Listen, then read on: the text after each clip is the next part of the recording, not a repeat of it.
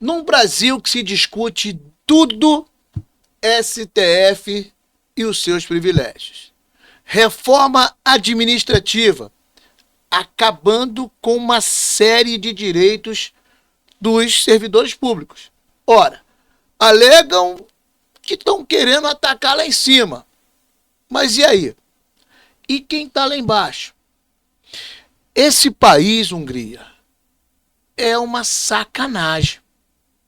Porque eles dizem que vão atacar quem está lá em cima. Mas o alvo é quem está lá embaixo. É o caidinho. São aqueles servidores públicos que às vezes não ganham nada. Professor, às vezes o enfermeiro, o médico, o gari, o policial, qualquer outro servidor público que está lá embaixo, ó, na base da pirâmide. Chão de fábrica. É um chão de fábrica, meu irmão. Aí os caras vêm com uma ideia de que vão atacar a Corte Superior, a Corte Suprema, o céu. Meu irmão, mas eles estão atacando é o chão. E aí, filho? O que a gente tem para falar para o nosso público hoje? Olha, é uma vergonha, eu fico indignado. É uma matéria que muitas das vezes a população, a massa da população trabalhadora que acorda cedo, pega uma condução para ir ao trabalho, aí final da tarde para noite, volta para casa, só o tempo chegar em casa, tomar um banho, jantar e dormir, para o outro dia acordar cedo novamente. Aí você vê o que nós vamos mostrar agora, essa matéria, isso é privilégio, isso aí não tem como, isso aí são os marajás do Brasil, mas são castas. Aí depois vem o relator da reforma administrativa, que é o deputado federal Pedro Paulo, do PSD do Rio de Janeiro, dizendo que vai acabar com o privilégio. Infelizmente, só fazem conta o trabalhador chão de fábrica. Vamos dar uma olhada na matéria? Eu só queria fazer um comentário. Eu tenho pouquinho tempo de vida, né? Eu sou novinho, só tenho 10 anos, 15 anos de idade. Mas eu ouço na minha vida inteira, meu irmão. Reforma administrativa ali, reforma administrativa aqui. E toda vez, assim, o título é acabar com o privilégio de quem está lá em cima. Tá aí. Isso aí já era para ter acabado há muito tempo, meu irmão. E volta aqui à tona. Ó, pensões de filhas solteiras de ex-ministros do STF. Chega ao teto do serviço público, meu irmão. Nós estamos falando aí em torno de 46, 47 mil reais por mês para quem nunca trabalhou. Aí o cara o cara que trabalha, o cara que passou no concurso, o cara que lutou para ter aquele empreguinho ali, meu irmão, para ganhar às vezes um salário mínimo, 2 salários mínimos. Aí o cara vai tirar o que ele tem. E lembrando também que o teto do INSS hoje, Regime Geral de Previdência Social, está em torno de 8.200 aproximadamente. Sim. Esse é o teto. E quando você se aposenta, você tem um valor de índice de correção para quem ganha um salário mínimo, é um percentual. Para quem ganha mais de um salário mínimo, até esse teto do INSS, em torno de 8.200, o percentual de reajuste é menor. Ou seja, a cada ano que passa, o salário mínimo ele tem um percentual maior e quem ganha mais vai tendo um percentual menor. Exatamente. Por isso que vai reduzindo. Daqui a pouco, cara, me aposentei com 10 salários mínimos, hoje eu só recebo 3, 4 salários, mas por causa disso. Outra vergonha. E quem é o culpado disso? Não é verdade? Agora vamos lá para a matéria do Oeste. Vamos lá. Revista Oeste. A matéria é muito, muito importante para que a população tome conhecimento. Pensões de filhas solteiras de ex-ministros do Supremo Tribunal Federal chegam ao teto do serviço público, é diferente do teto do INSS. O benefício também se estende às viúvas de magistrados e filhas de servidores da corte. Ou seja, tá todo mundo bem e a gente aqui, né, ó, passando um perrengue. E eu vou ler, olha que eu falei do valor e tá ali, ó. Pensões destinadas às viúvas e filhas solteiras de ex-ministros do Supremo Tribunal Federal STF atingem valores próximos ao limite salarial do serviço público.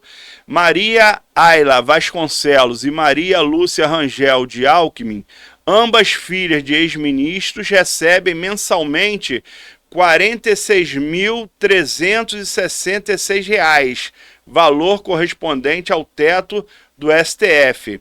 A lista de beneficiários inclui também viúvas como Alda Gontijo Correia, que recebe 40,3 mil reais depois da morte do ex-ministro Maurício Correia. Além desse valor, ela tem direito a uma pensão de 6 mil do plano de previdência dos congressistas, referente ao tempo de mandato do marido no Senado.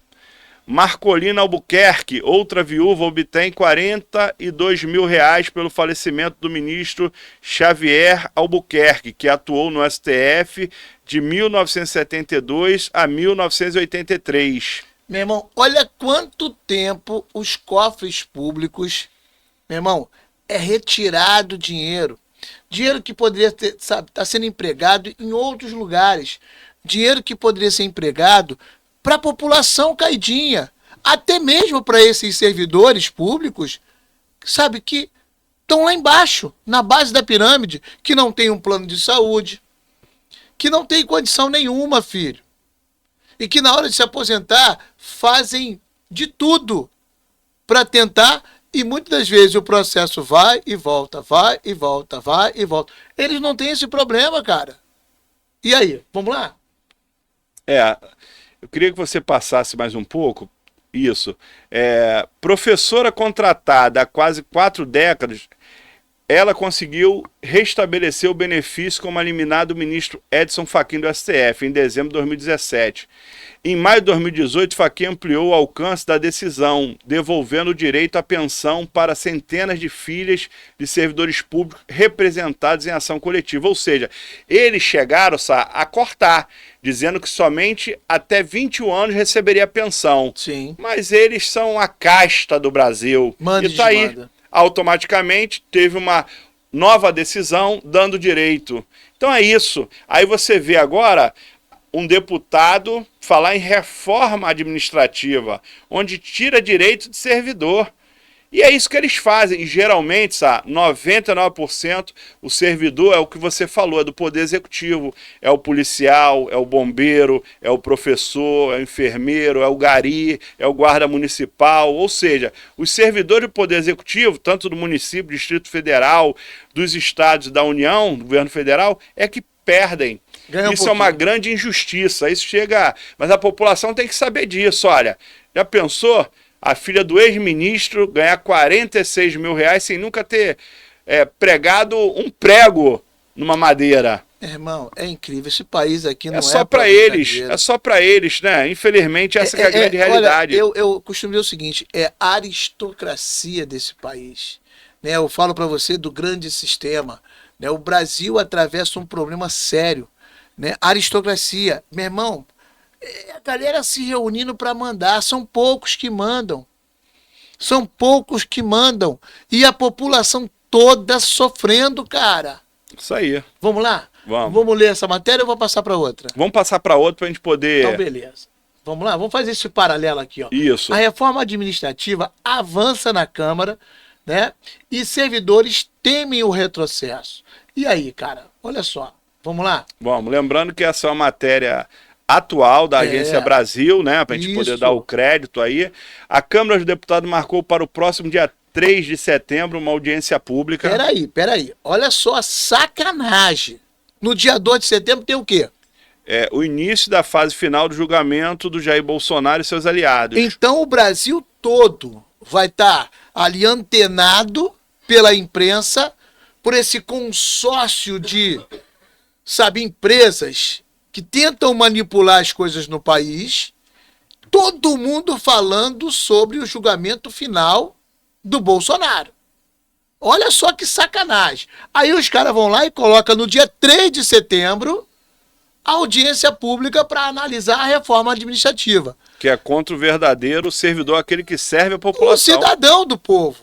Então o cidadão do povo vai estar sendo embuchado e... por outro lado, a população total vai estar toda antenada no julgamento do Bolsonaro.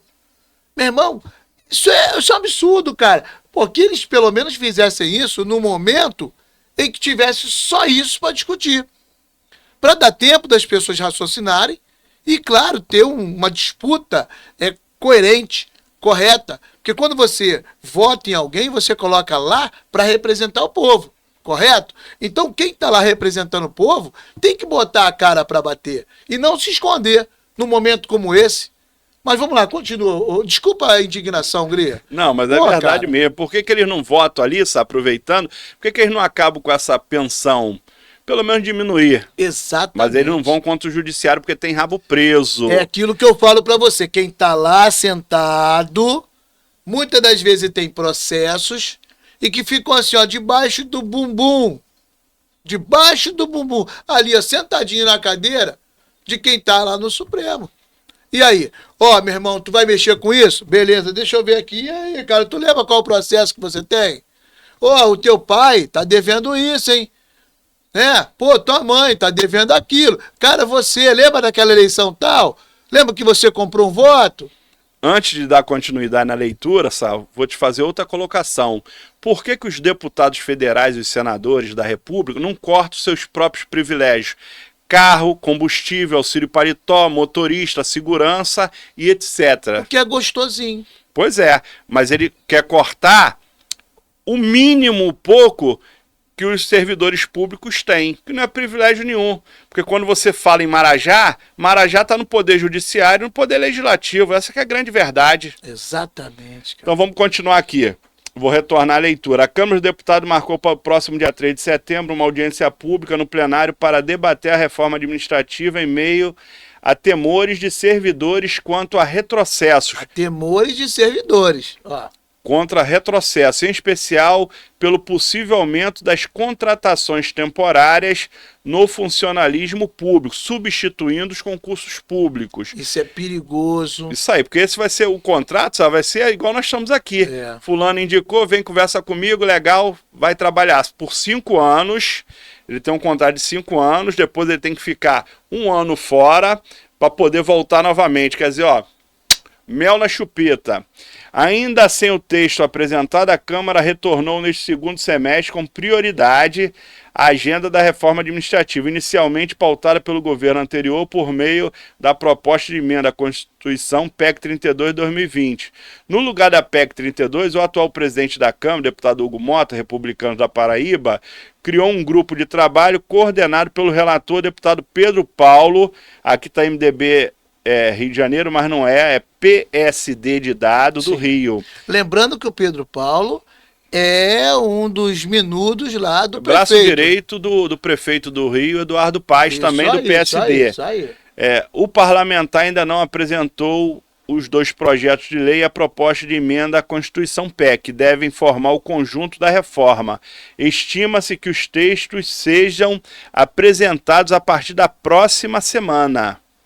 Quer dizer, é isso que nós estamos falando, né? Ele quer fazer uma reforma para poder, diz que quer enxugar, mas por que não começa por eles? Por que eles não votam e não aprovam o imposto sobre grandes fortunas? Porque são dos amigos, eles são tudo milionário, a água do rio só corre para o mar, eles não jogam contra eles, contra os grandes empresários, né, de bilhões de reais, por que não cria? E eles aprovam lá e passa a valer no Brasil o imposto sobre grandes fortunas.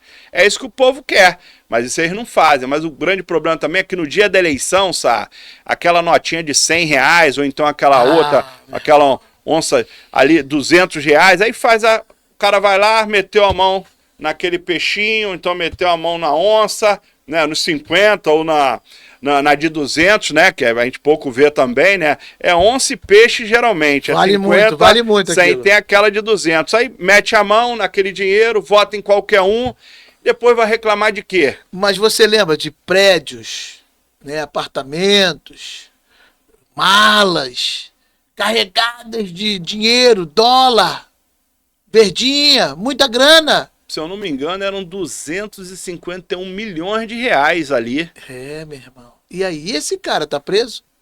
Tá nada, que preso nada, tá solto aí, infelizmente. Olha, eu soube que até está trabalhando num sistema governo, penitenciário, meu irmão. e num estado do Nordeste. Estava trabalhando no sistema penitenciário. O senhor, ao invés de ser preso, estava trabalhando, meu irmão. Pois é, a inversão de valores, é o que a gente está vivendo hoje. Né? É a criança mandando nos pais e xingando, e qualquer coisa eu vou chamar a polícia, vou chamar o conselho tutelar. Quer dizer, então... A raposa tá ali, ó, tomando conta do galinheiro, meu irmão. Pois é. Absurdo. Mas vamos lá, continua pra gente ver aí. Aí, vamos lá. O tema é contratos, né? Contratos temporários é o que eu acabei de falar, né, para acabar substituindo os servidores públicos. Mas tá ali, o diretor do Sindicato Nacional dos Docentes do Ensino Superior, Andes, Diego Marques, citou como retrocesso a previsão de criação de um cadastro nacional para a contratação de funcionários temporários, o que seria um risco para a estabilidade do servidor público. Mesmo que não exista um dispositivo dentro da legislação que viole a estabilidade de servidores públicos que estão na ativa, na prática a tendência é que amplas áreas de serviço público não tenham mais concurso com estabilidade, disse o dirigente sindical. Mas é claro, para o político é melhor ele contratar, porque isso acaba se transformando em votos, do que você ter um concursado que não depende dele, depende de estudar e passar no concurso público, né? A gente vê isso aí nas prefeituras, né?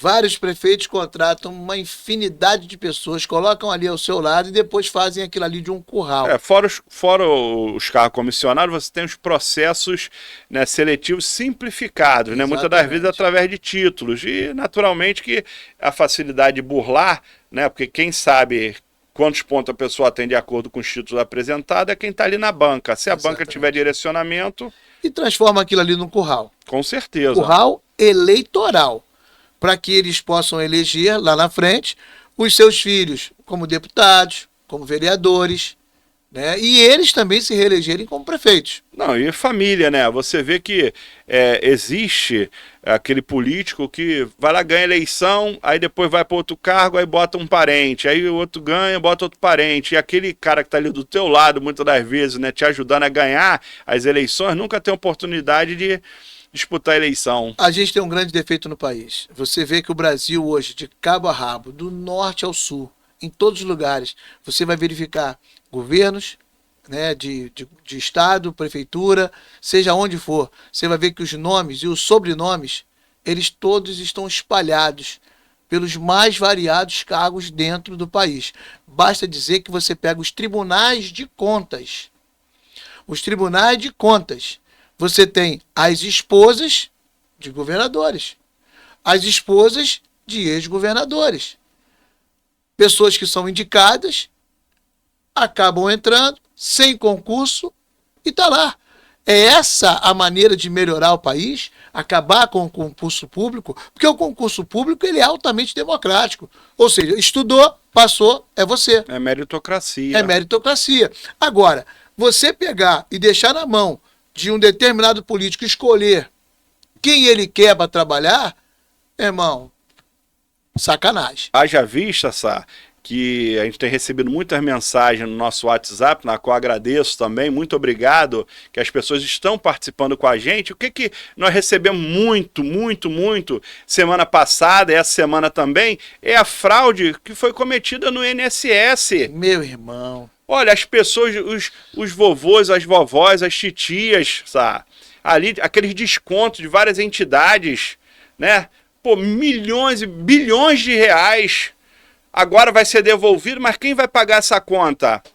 Quem vai pagar essa conta somos nós. Caidinho. É isso. Entendeu? Uma vergonha, eu vou te pedir aqui também para a gente poder fazer um programa específico sobre essa situação do INSS, que é uma vergonha. Deixa a gente indignado, vai devolver o dinheiro, vai tirar de um caixa, onde o dinheiro é do povo, que não tem nada a ver, que não pegou um centavo desses bilhões que foram desviados do INSS, desviado daquele que deu sangue, suor e lágrimas para poder ter a sua aposentadoria e pensão. Só uma palhinha, né? A gente vai gravar um programa sobre isso, tá? Já pediram a Hungria, pediram para que nós fizéssemos um programa explicando sobre o INSS, e eu vou deixar aqui uma palhinha. Ó, o irmão de quem está sentado na cadeira presidencial, sei não, hein?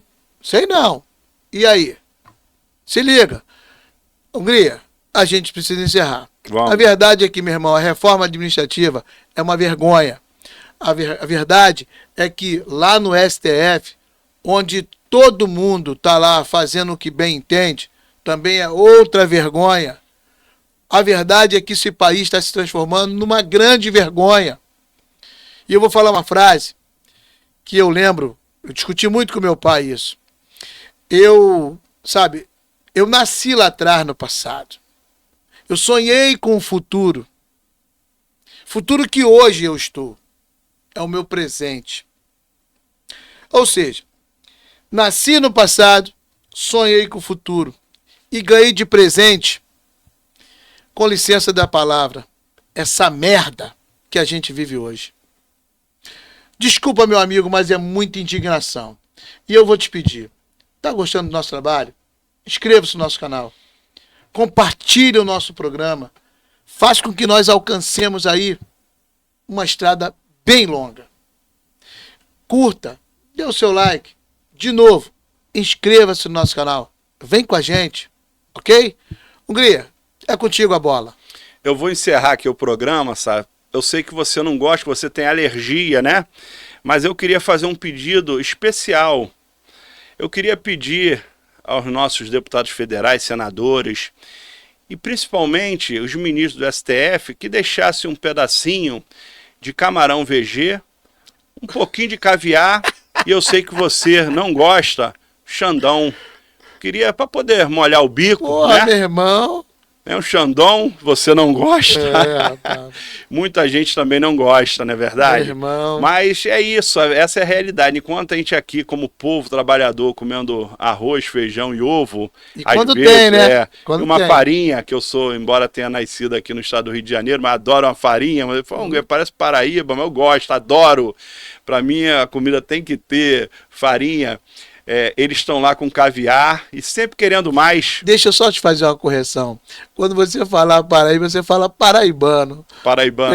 Porque a galera do Nordeste, entendeu? Quer ser reconhecida por aquilo que eles são.